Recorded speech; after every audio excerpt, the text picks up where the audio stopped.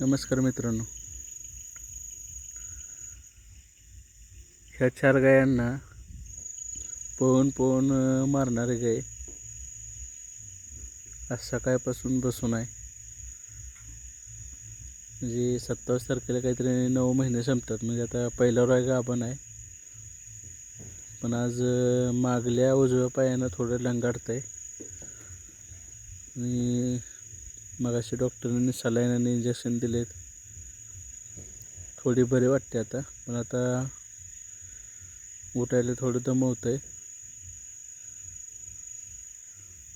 हे दिवस दूध उत्पादकांना बघावे लागतील. काही जणांना वाटतं दूध उत्पादक आहे म्हणजे चांगला खुशीत आहे, पैसे भेटते आहेत.